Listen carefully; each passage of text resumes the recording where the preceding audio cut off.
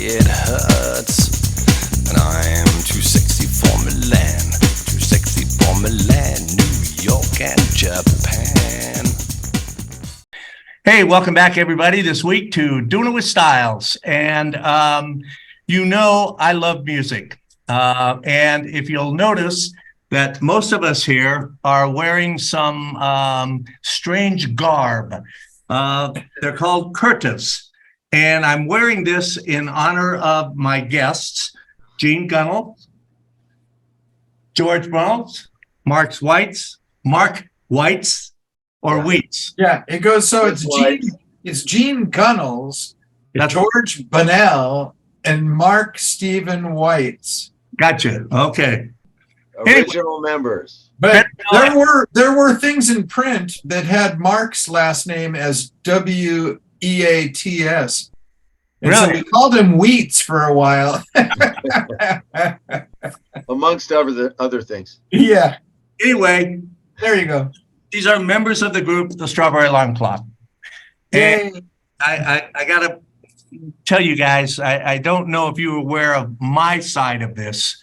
I was back from Vietnam maybe 3 or 4 days when I walked into my sister's boutique in Westwood, California, and good God, what the hell is going on here?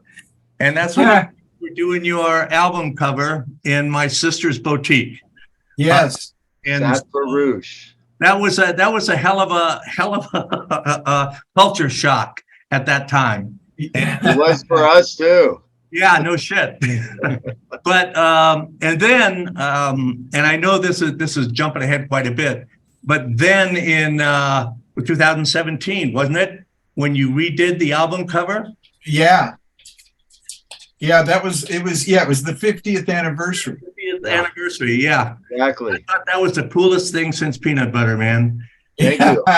Yeah, that was Mark's little baby. Mark's idea? Oh yeah. All right. But guess what? So here's like all the way back to 67. Yes, sir. And your sister Kathy Scarms, her shop was called Designs Because of Sat Perouge. That's Well, correct. a friend of mine said, hey, you guys ought to get, the clothes like you had back in 67. He goes, you're not dressing right on stage. And he said, it's like selling Pepsi in a 7-Up can. And I said, hey, that's funny. And I think you're right. And so I said that to the band, and they said, well, what do we do? And I said, well, I'm going to try to search and see if I can find, Kathy Scarms. And so what I did, I searched for Kathy. I couldn't find anything.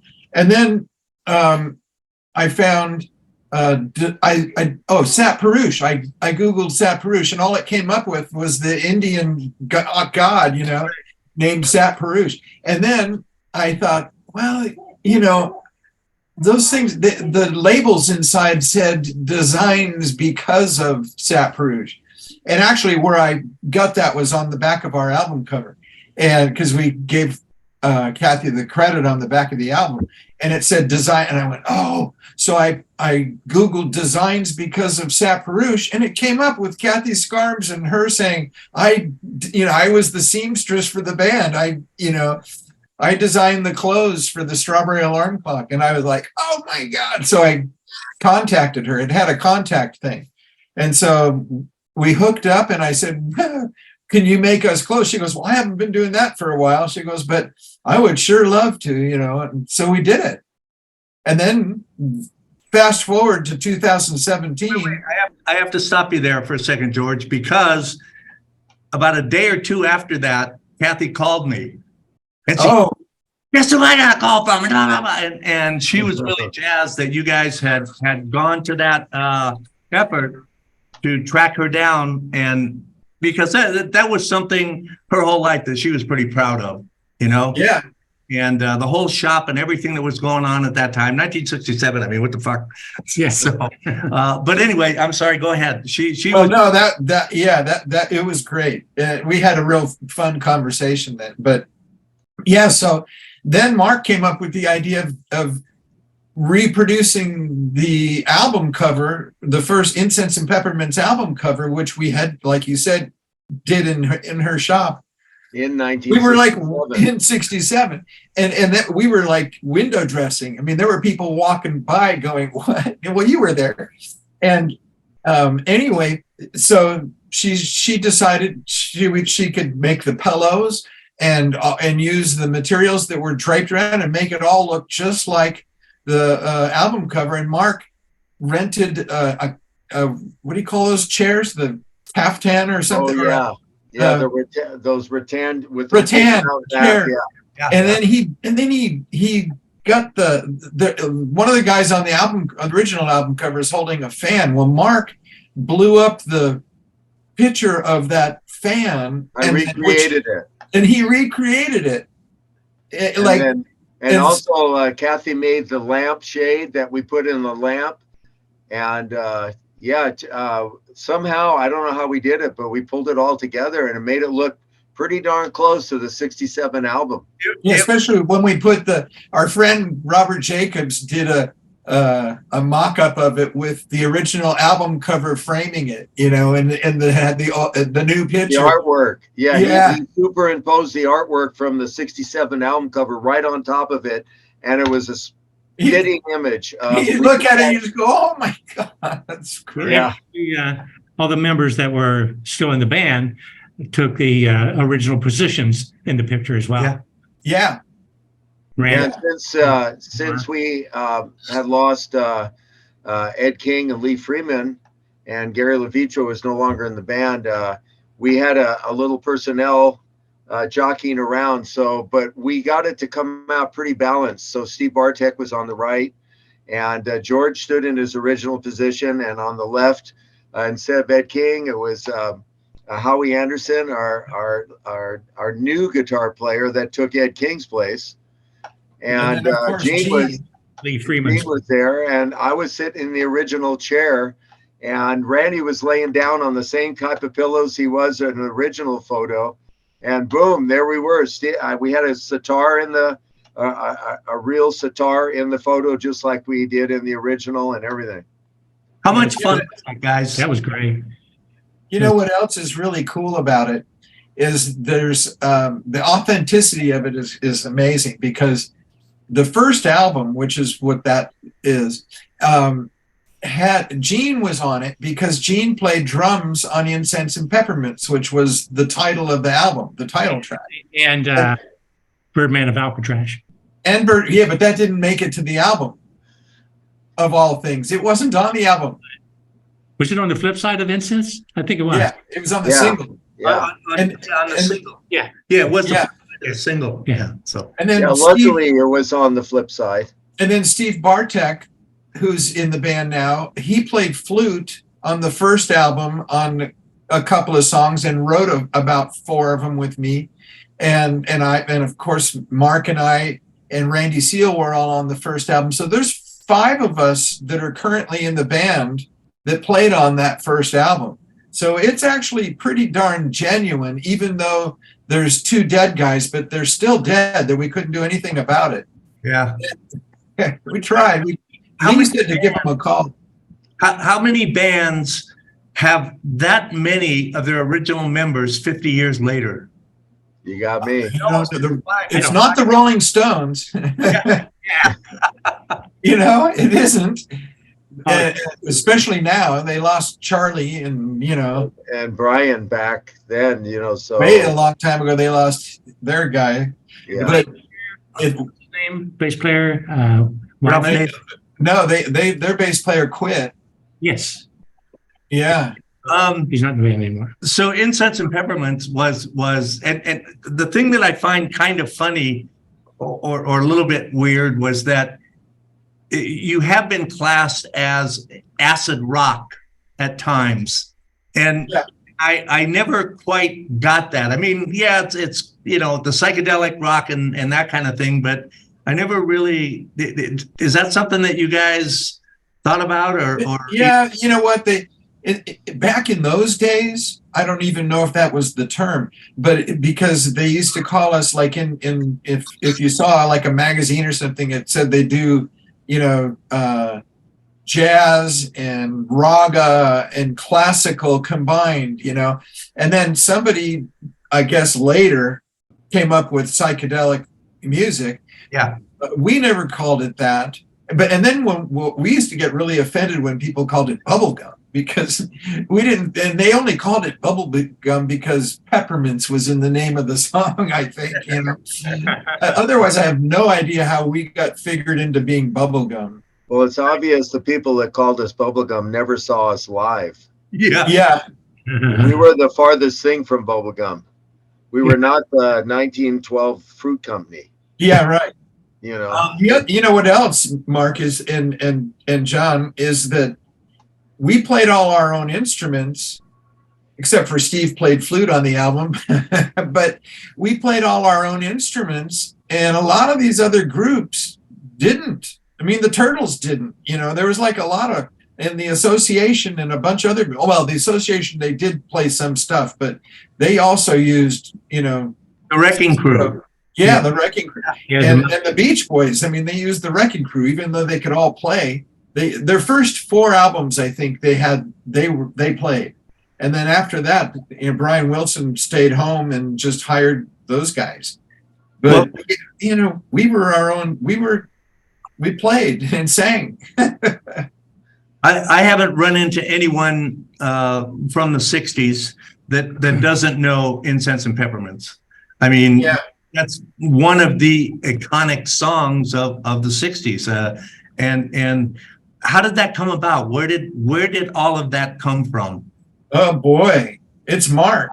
It came from Mark conceptually, and Mark started. Hey, George, why don't you let me tell you a quick story real quick? Yeah. Actually, it's not that quick. Yeah, it's quick. It is. I have a nutshell version. I sat down at the piano one day and I came up with this little ditty that da da da da da da da da da da da, and I threw some chords on it and I called Ed King up on the phone. I said, Ed, can you come over? I've got a song here, but I don't have a bridge to it. That's like the center section of the song. So Ed came over, and about 45 minutes to an hour, we knocked it out. And then we went to the band and say, hey, we got an instrumental, guys. And we went into the studio, we recorded it. It was over 4 minutes. We had no lyrics to it, and it was in the can, finished. And our manager, our producer, sent it. He said, this track needs lyrics to it. George, I'm leaving some parts out, but you're leaving out my favorite part of that whole Frank Slade thing is that he said, one of his writers, because he was a publisher, so he had writers, and so he was our producer. Frank Slade was our producer. He was our producer, but he also owned a publishing company and had songwriters. And he said one of my writers has a title called Incense and Peppermints with no body of lyrics, and I think that this music fits it. Okay, go ahead. Yeah. So he sent. We had a little reel-to-reel tape, a little tiny one. Send it to them. They lived in Colorado Springs, Colorado. They send it back, playing a 6-string guitar with the melody line and the lyrics. And our producer called us to his office in Hollywood on Hollywood Boulevard. We sat down, we listened to it on the big speakers, and we looked at each other and we go, wow, So we went into the studio, and we all tried to sing the lead melody on the big Neumann microphone, and none of us sounded right for the song. Our voice just didn't fit it, and we had a guest sitting on the floor right watching us in that session that day. His name was Greg Munford. He had his own band, and our manager, he was a guest of our manager, Bill Holmes, and we said, hey, Greg. He's 16 years old, right? The rest of the band was 18. I was like 21. And Greg, why don't you try a crack at it? So they ran the track, and Greg got up in front of the mic, and we were all looking at each other at amazement. His voice sounded the best in the room, and he wasn't even in the band. So we asked him to join the band. He goes, no, I got my own band. Thanks anyway. So we went ahead. They finished the song. They mastered it. And who knew that was going to go to a #1 spot 6 months later? But it turns out after the song climbed up the charts, there was nothing we can do about it, because here we're in the top 10 and moving up towards the #1 position, and we have Greg Munford that wasn't even in the band that sang the, so our drummer, after Gene left the band, Randy Seal came in, and he had to kind of mimic Greg's voice. So when we started playing on TV shows and everything, Randy had to become Greg, and nobody really knew that it wasn't Randy singing. Yeah, No, not then. Not then. Yeah. Your live performances back there, you really can't tell the difference. I mean, he did a great job. Yeah, he did. Don't forget, Greg was 16, Randy was 18. So the intonations and, Randy tried his best to try to mimic his voice, although everybody has a different voice print. But no, you know what, Mark? And somehow we got by, and a lot of times it didn't even come up in the conversation. So we just went with it. Hey, and Mark, there's a thing about, it's been written that Greg was 16. He was born the same year as me and Randy. So he was older? He was 17 at the time. Oh, okay. And then so was Randy. They were both 17. I turned 18 in June. And so, and Gene was also didn't turn 18 until July. Yeah. And Ed and Lee were 17 all the way till the end of the year. Right. Before we changed the name from The Sixpence to the Strawberry Alarm Clock, which is another story. When I joined the Sixpence, I think there was a couple of guys in the band that were 17. Yeah. I was the old guy coming in at 20. Yeah. Oh, Gene, you got to tell. Okay, now that we've told all this, Gene has to tell his part of because Gene played the iconic drum break on Incense and Peppermints. The hi-hat. Did that bum, and the great intro to it and the beat of the song, everything, the song. A lot of the reason that it was a hit was because it was this groove that he had. But anyway, Gene's got to tell the story of why because he didn't get kicked out of the band. He left the band before the song came out. Yeah, I had a couple of reasons for quitting the band, and one of them was you were incarcerated. No. No. My girlfriend, that didn't happen until now. Get a real job, and so I believed her, and I quit. But one of the other reasons I quit the band was exactly what Mark said, was that we had recorded a lot of songs before that, a lot of covers, and with the Sixpence, correct. And I felt that we had recorded, and I was starting to get a little bit jaded, but I also felt that we did not have a lead singer in the band that had a character voice. I mean, Mark's voice was the most character voice of anybody in the band, but he wasn't really the lead singer at that point. It was Lee Freeman. And I felt, well, I'll just go with what my girlfriend said and quit. And get a real job. Get a real job. So I got one at McDonald's, a real job. And so how long did you stay with that girl? Very shortly. Until November of '67, when Incense and Peppermint hit #1, and you said, "You're out of here." Yeah. Ed actually had said to me, he said, Gene, this was before Randy had joined the band after I left, and he said, Gene, I think something's going to happen with this song. Do you want to stay in the band, or would you please not leave the band? And I said, no. Fortunately. But yeah, that's my reasons for quitting the band, is we kind of getting jaded because we had already recorded so many songs before and nothing was really happening with any of those songs. And we did not have a character voice like Mick Jagger, things like that. So if I had known that, I would have called you guys. Yeah. You know what's funny? I wouldn't have been in the band if Gene didn't quit. If he didn't quit. There's a lot of serendipity things that happened Yeah. in this band Yeah. because we were primarily two bands that got together, George and Randy, and we're in a different band, and Gene, myself, Ed King, Lee Freeman, were in these sixpence. And when we joined, it was actually two writing schools that got together, and sometimes a little bit competitive, you know, because George and Steve wrote like 4 songs, I believe, on the first album. And when Incense and Peppermints went to #1, Uni Records, our record company, said, "Hey, we need an album." And George and Steve had they had a bunch of songs that we all listened to and liked, and so we went in the studio real quick, and we had, I think, a week or two to make that whole album, and we recorded "Strawberries Mean Love" and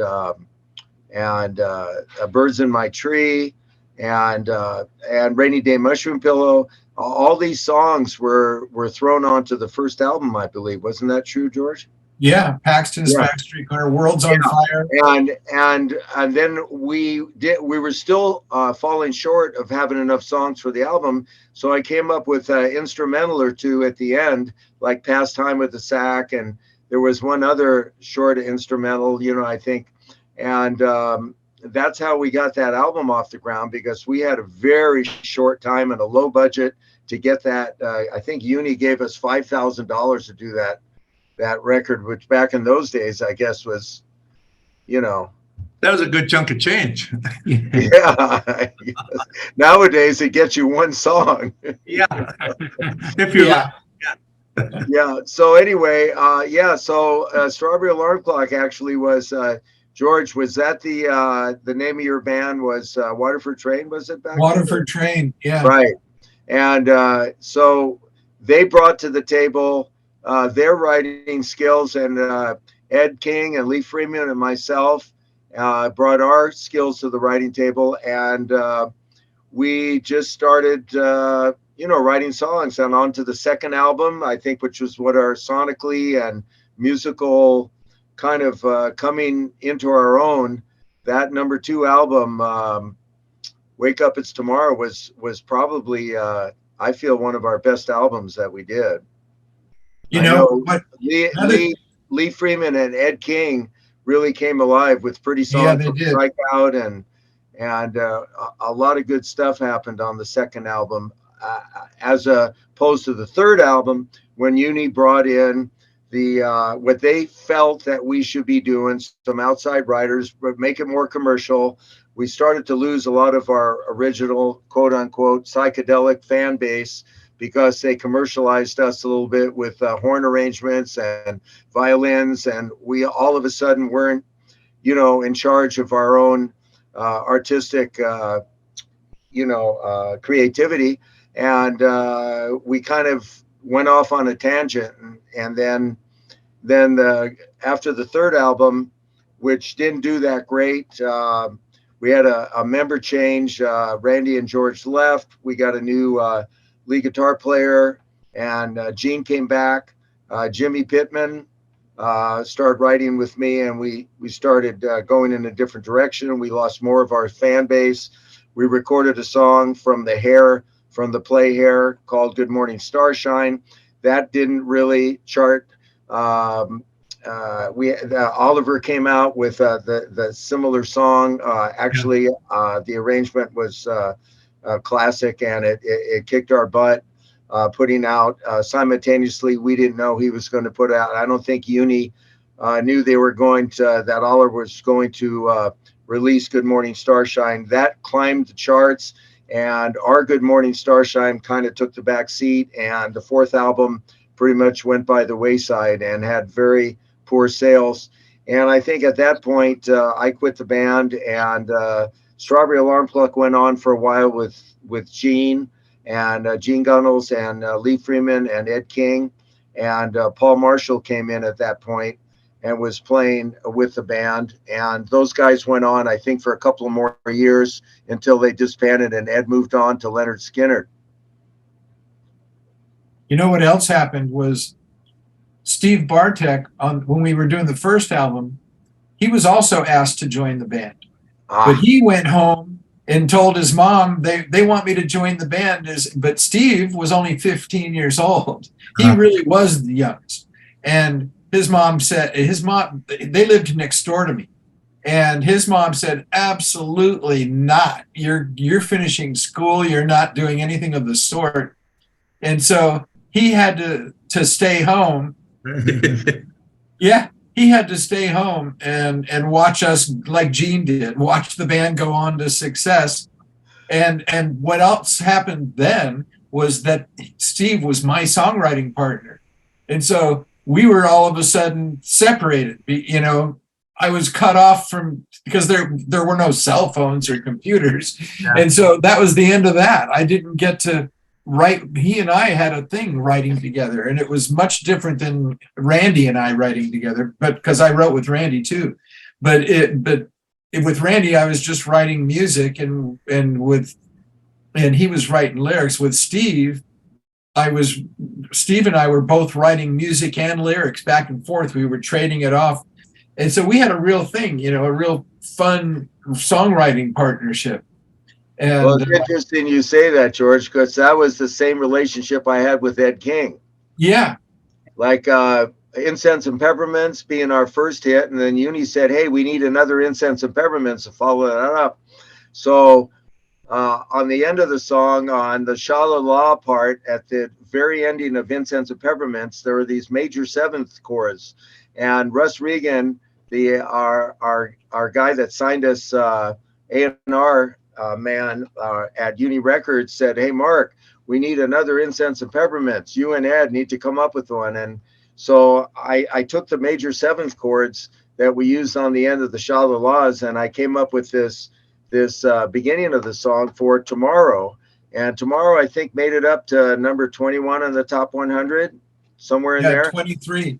Yeah, 23. Didn't quite get the push from Uni because they had a problem in their distribution department. The records weren't getting to the record stores. We would show up in Omaha, Nebraska to sign records, and there wasn't any records in the record stores. Something happened, and so that song could have gone higher, and we even re-recorded it in stereo for our second album, and that was a way better version than our original 45 that we did in mono. And so anyway, that was the second song Ed and I wrote the music to, and I wrote the lyrics to that song, by the way, Tomorrow. Then the third song that charted was Barefoot. Well, what about Sit with the Guru? Oh no, Sit with the Guru, yeah. Yeah, Sit with the Guru. I came up with the music on that, and Ed King helped me on that one too, I think. And it had a la la ending on it. Yeah. Like Incense. Right, and then on the fourth song that charted was Barefoot in Baltimore. Only went, I think, was a 62, 63, but it was number one in Baltimore, Maryland. Yeah. But anyway, yeah. Hey, Mark, so, Mark, do you remember? Statue of you, Mark. Huh? That's where I saw that statue of you was in Baltimore. Oh, yeah. Right. That's where it was. Hey, I Mark, hope I wasn't nude. Mark, do you remember? Bill Holmes took us to this lady and guy, I don't know, they were older people, and they were songwriters, I think, and they lived in Sherman Oaks or somewhere, and we went to their house, and they had somebody come over to play songs that were, like, this guy was able to mimic songs, and so he had written something that was just like Incense and Peppermints, and they were trying to get us to record it, but we didn't. We were in their house. I don't. That's that was obscure. Yeah, That's it is really obscure. It's not ringing a bell. Yeah, I wish I could remember who they were. It's probably somebody that's famous, you know. Yeah, all I need is a name, and I'm sure that I would come back up with it. But yeah, there was a lot of weird serendipity things that happened to us in the band, and we were very lucky to be on a dozen or more TV shows nationwide, and I won't name drop, but we never made it to Ed Sullivan.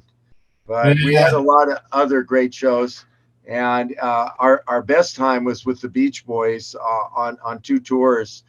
George has George has the exact dates that we left and came back. I'm not that good with all that, but it was the best time of our life. Even Ed King mentioned that the best time, even in his whole career, was traveling with the Beach Boys, the Buffalo Springfield, I was going to say, and ourselves on a Southern tour, and we actually went out a total of about 8 weeks with those guys. wow.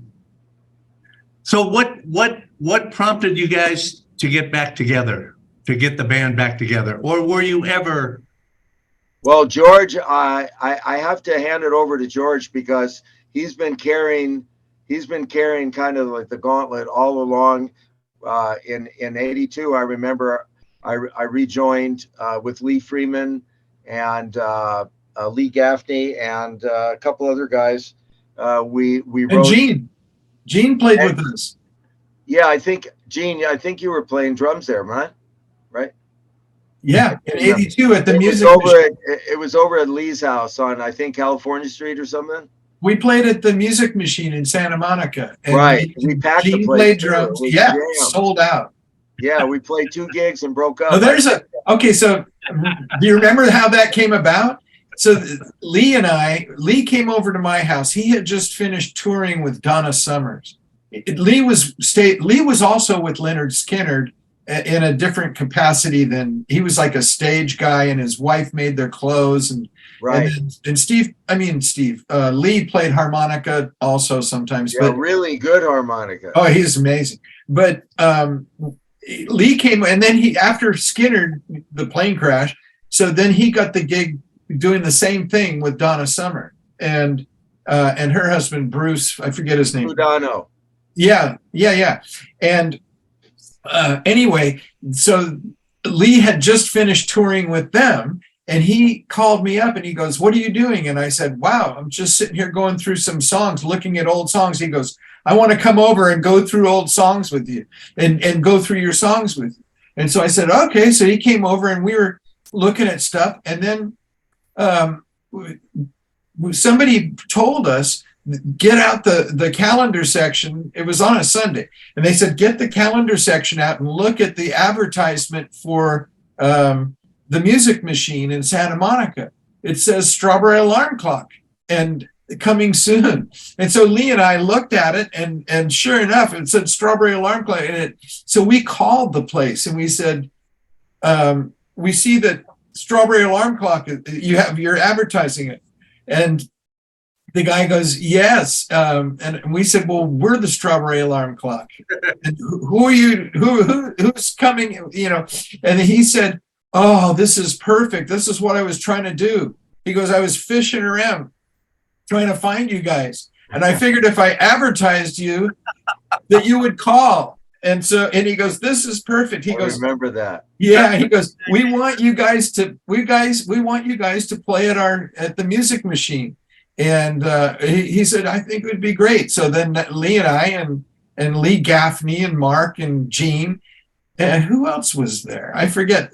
Seems like somebody else was there, but I guess that probably was it. But we put together some of the songs, but mainly we were doing Lee Gaffney and Lee Freeman songs that were kind of new. They had 25 new songs, and anyway, we played some of our old songs too, I believe. But yeah, we did. I remember that night. It was at maximum capacity at the Music Machine. And you had a Hammond.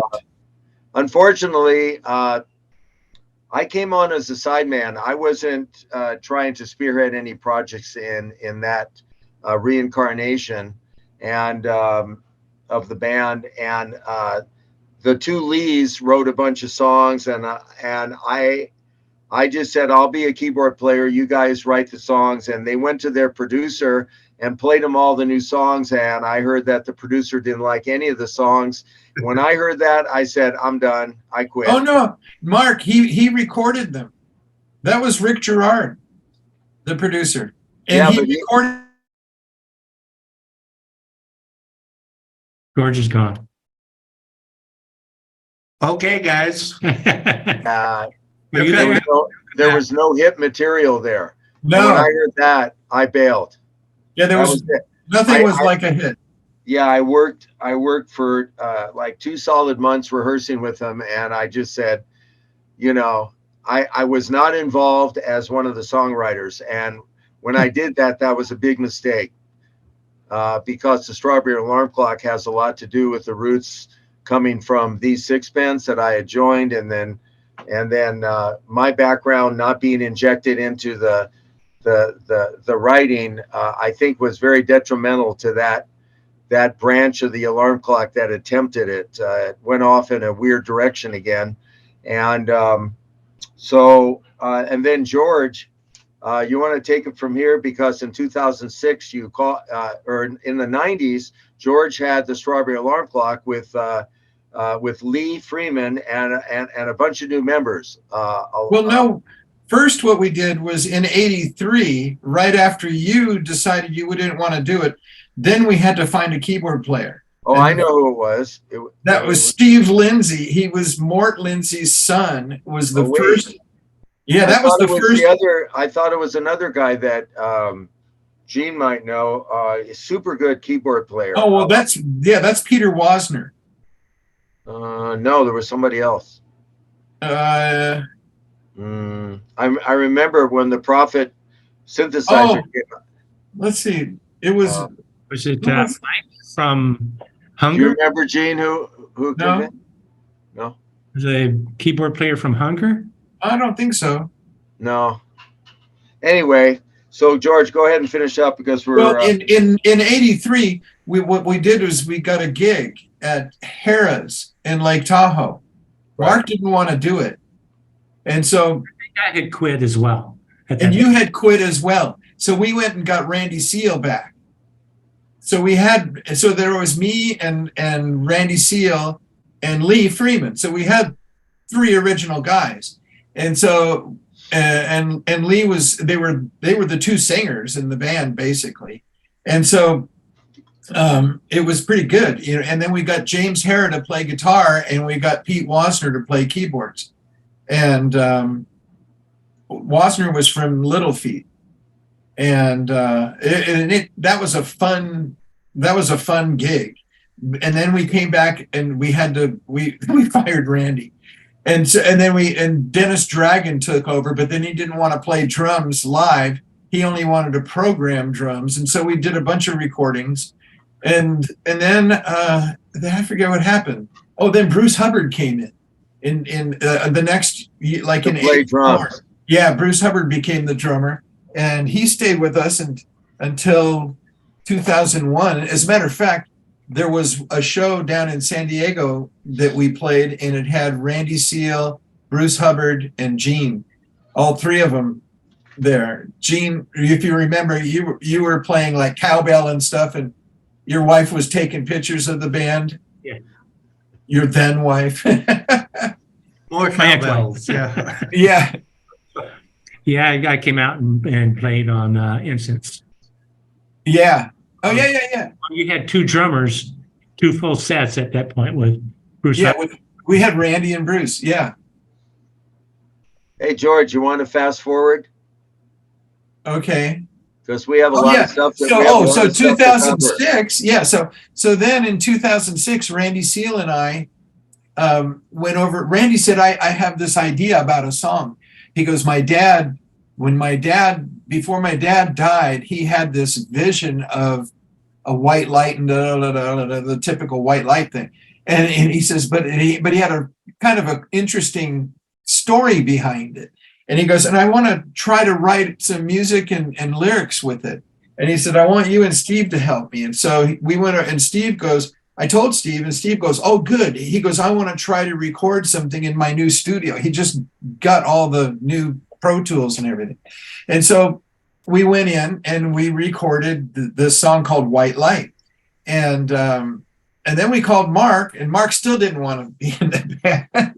Well, we were begging him. And then I said, well, we got a gig, which the gig never came about, but it was supposed to be it was called the Psychedelic Summit.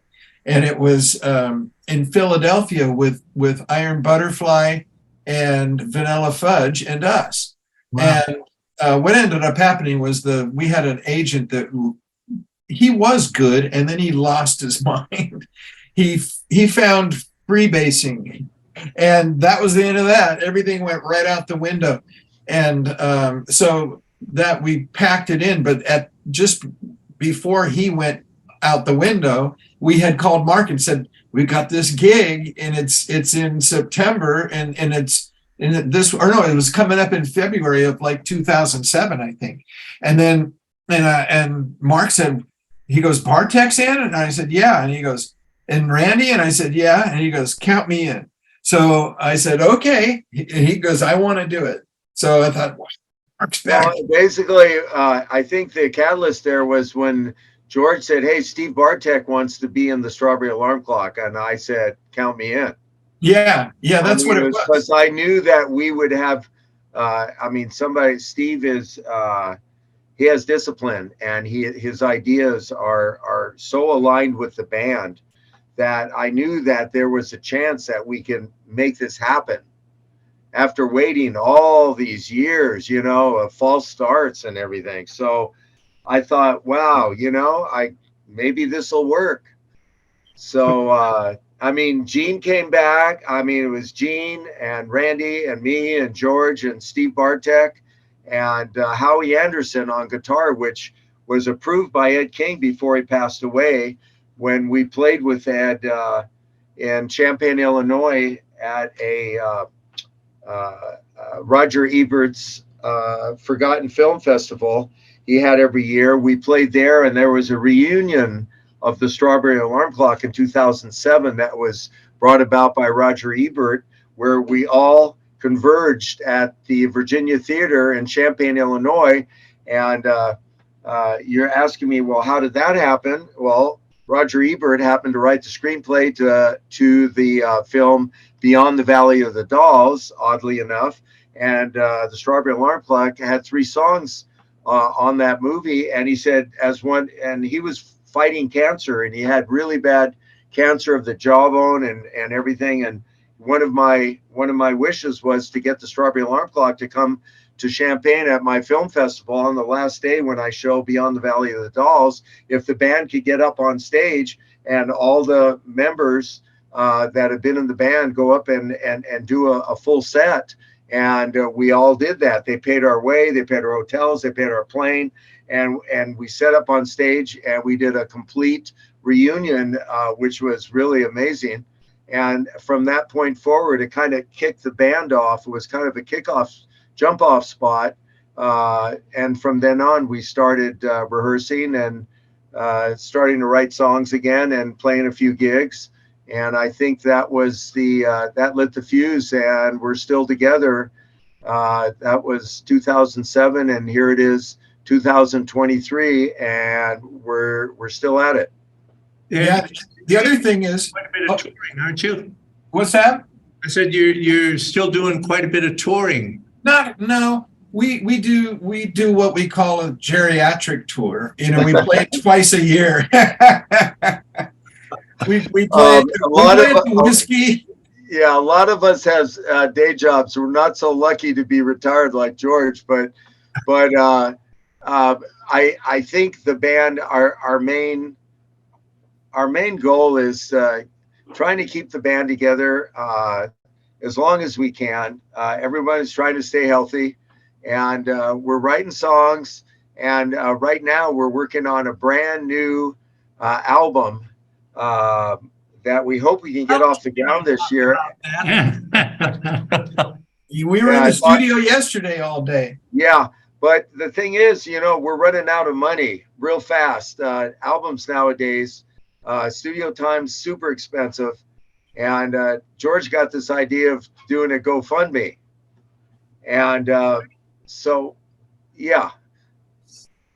Right now, we are asking our fans to sign on to the Strawberry Alarm Clock GoFundMe and try to donate anything they have to help us finish up this new album. We're about 3/4 of the way through on it, and we're out of funds. Albums these days, to make a good album, it's not cheap. I don't care what anybody says about having a studio in your home and all that kind of thing. to get the songs up to the sonic quality that we want, and we owe our fans. We've got some really good songs that we're very proud of, and we have put a bunch of blood, sweat, and tears into these songs, and we are trying to find the essence of the 2023 alarm clock and give our fans something to remember us by, and hopefully we can get enough donations on our GoFundMe to finish this album up. We're doing really well, and a lot of our fans have given generously, but we're still a little off the mark on our goal. So can I interject? Can I interject something? Yeah. Is that we did the Whiskey A Go Go in, I think it was December, and George decided, he says, "Hey everybody, why don't we stay a couple of extra days in town and do some songs, maybe 4 of them, and see how things go." And we had a little bit of money in the bank, and so we decided to ask around to some friends of ours that had a studio. Another friend of ours, Mike Stern, who was a engineer and producer. And so we said, why not? So we got all this information regarding, is this a possibility for us to do this within a couple of days? And so we did go in the studio and we recorded basic tracks to, I think it was 4 songs. Yeah. 4 songs. Yeah. And our what we had in the bank went away very fast. Yeah. Yeah. We had no clue. We had no clue we were going to be spending this amount of money.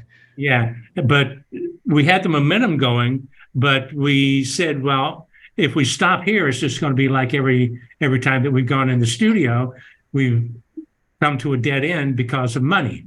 And so again, George and Mark decided to do a GoFundMe account. And actually, it was George's idea. Okay. Yeah, I just took it upon myself to do it one day. Yeah. So if we wanted to donate, where can we go? Where can we find your GoFundMe? On our website, it's there. So if we go to the Strawberry Alarm Clock website, www.strawberryalarmclock.com. Right, and there's a link there that we can go to the GoFundMe. Okay, and it's right on the front page of the website. Perfect. And I mean, even just a couple bucks from everybody helps out, right? Yeah. We've had $5 ones, but we get up to 500. It's like we've had tremendous support from our fan base, and even people that are just friends with us. They want to see this album get to its completion, because it's worthwhile for us. If we weren't so enthusiastic about it, we are really fired up about it, and we get this album going. That means that we'll probably be out there, back on weekend tours and things like that again. Okay, well, if you get this album done, I've been waiting for 50-something years for you guys to get to Vegas. Yeah. So I will do everything I can. I'll use all of the influence that we have here at the studio. We'll put this out on a lot of the shows that we have, because I've got shows. Our station, we have our website, we have a YouTube channel, our Facebook page, and we also have a Roku channel. So we get out there to quite a few people, and I will start pumping this out there so that we can get this done here real quick. So I mean, it's music has always been a passion for me. I've loved music for as long as I can remember. When we were growing up, there was always music in the house, and we were fortunate enough to have lived in a period where, in my humble opinion, the best music that we have ever created came out of the 60s and 70s, the 50s, 60s, and 70s. And I mean, it's just, you guys are an iconic part of that.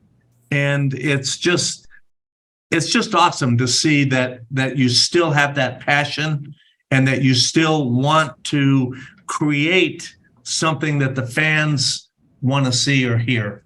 It's, you know, it just, there's nothing like music. Music speaks to me like it's, you know, I feel it, I hear it, I see it, I taste it. And it's hard for some people to understand that. I have a friend that's a drummer as well. His name's Alan Childs. He was a drummer for David Bowie, Rod Stewart, Julian Lennon. He's out on tour with John Waite now. He has a show here called Psychedelic Circus. And Cool. I've just been, there's a generation that if we don't keep this alive, they're going to forget about it. I mean, some of the crap that's coming out now, and it's almost impossible for any creativity in the music industry. It's like there is a formula that you have to fit, and you do this, and this, and put it out there. And the original music just isn't there anymore. You know, there's a few out there, don't get me wrong. But okay, so my rant's done. You know, well, we don't have a manager, we don't have a record company, we don't have an agency, and we don't have a producer. So basically, we're completely A good thing. We're self-contained. yeah. And we still have the same creativity factor that we had back in the 60s, and we haven't been influenced. It's like my expression is, we're like horses with blinders on. We have allowed the external forces of other styles of music to seep into our original 60s feel. So when we play, we don't sound like any other band. No, Our vocals are different. The guitar playing's a little different. Even the drum beats are different, and my keyboard playing is unique to the band, because I have kind of formulated a way of playing that only, you know, I can't explain how I play, but it's unique to the band. It just fits. So I couldn't play with any other band because I don't do cover songs. I'm not a cover song guy. I mean, I suppose I could learn them, but I never, you know, I like listening to the original keyboard players on, like, you know, Whiter Shade of Pale. How do you beat that? You know? So, you know, there's some great music out there. We just want to be acknowledged for what we've done to contribute to the history of rock and roll. And once we get that from our fans, and this is one way that they can give back, by going on GoFundMe and donate anything that you have, $10, $20, whatever. And I'm sure you'll be very satisfied with the results that this album is going to put out there. okay, I want to ask one favor. And there is a video that you guys did of the creation of your second album. Remember that? No. No, you mean of Second album? The 50th anniversary. oh, the 50th anniversary. Okay. Yeah. All right, you mean the 50th anniversary, not our Album second. cover. Yeah. Yeah. Okay, so do I have your permission to run that on our Roku channel? Oh, absolutely. Yeah, that was. Yeah, go for it. All right, cool. We should also mention Robert Jacob with our light show. Yes, I did. You did? Okay. Yeah. We want to put a big shout out to Roger Ebert. Robert Jacobs You might wake him up. has done an incredible job at our shows, doing digital and analog light shows, along with Richard from the original Richard Young. Yeah, Richard Young. And when we were playing, like Gene mentioned, the Whiskey a Go-Go on Sunset Strip in Hollywood, and other venues, and so when we do our shows, I tell people, even if you don't like our music, it's worth coming just to see the light show. You know. But when you put the two of them together, it's really a combination. And Robert has been 100% behind the band and really helped us in keeping everything moving forward. keeping the psychedelic mood going. And whether they call us acid rock, psychedelic rock, I mean, we didn't come up with any of these terms. The band was pretty straight when we played on stage. We weren't a bunch of druggies on stage, staggering on and that kind of thing. In fact, we were probably one of the more tamer bands to play in Hollywood that wasn't, you know, ripped from whatever their choice of alcohol or drugs or whatever.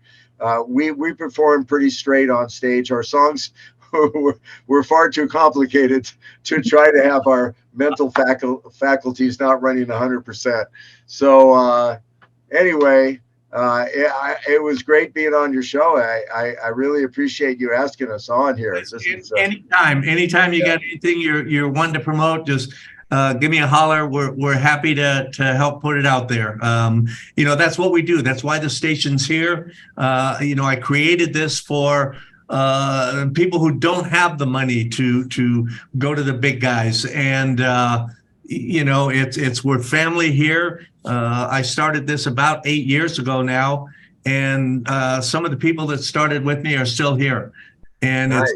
It's a passion for me. It keeps me out of the strip clubs and the casinos and the bars and I mean the ones I go. But yeah, seriously. I do have to give one quick shout out, and I hope it doesn't piss anybody off.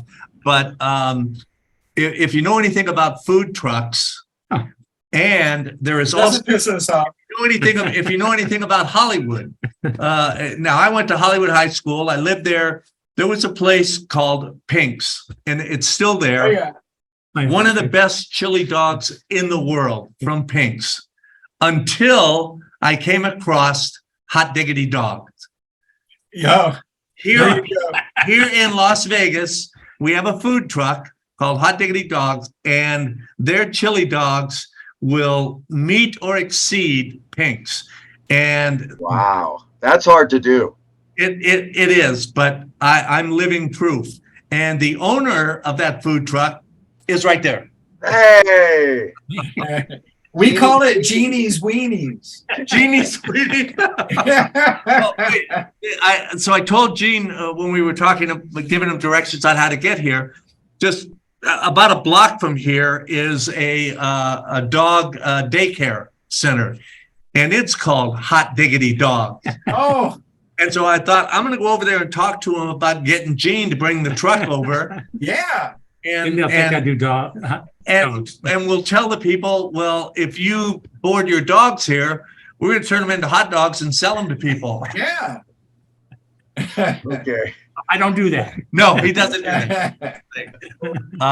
And the food trucks. I'll put a plug in. If you're in Vegas, every first Friday of the month. Yeah. I'm at First Friday Festival. Yeah. And if you've been to Vegas, if you've ever been to Vegas, First Fridays are a gas. I mean, you have to be here and go down Container Park, down on Fremont Street. Just and where exactly do you set up? It's near Charleston and Arts. Over the Arts District. Yeah. Oh, yeah, right. Where all of the streets come together. Yeah. Yeah. Yes. Charleston and all that. Anyway, I'm sorry. Back. We're done plugging me. Okay. Okay. You know what? Let's plug Mark. He's at his shop. So Jeannie's Weenies, and we have Mark's Fishy Pets. Yes. So Mark's Tropical Fish in North Hollywood, in NoHo, the upscale, the new, yeah, there it is. Yeah, turn around, Mark. It's on the back of your shirt. The whole thing. There it is. Mark's Tropical Fish, NoHo Arts District. I love it. It's a bit, that area has been all refurbished. You can't even, it's unbelievable. It's so cool. NoHo. Yeah. The Arts District down there. Anyway, yes. Whatever you do, don't quit your day job. Yeah. So you don't eat tropical fish, ladies and gentlemen. They're not good.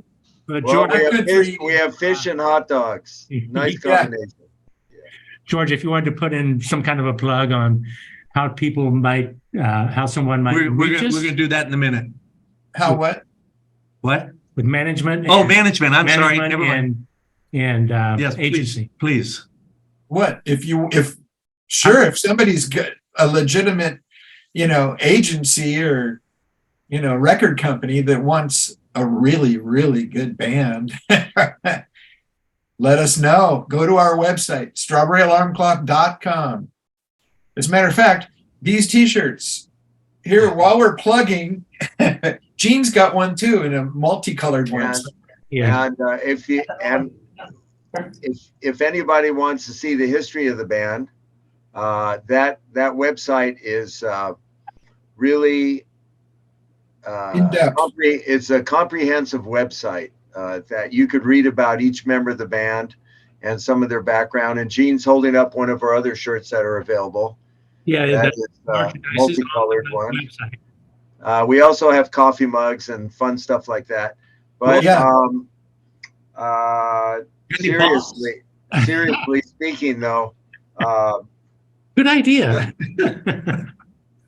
I think that we're going to try to keep this band together as long as we can. We're all getting up in the years, and we want to keep the same vibe going as long as we can. So catapulting us into the next level, I can't stress enough how we really want to finish this album up. I know I've been harping on it the whole interview, but if anybody... Dude, that's why you're here. Yeah. That's why you're here.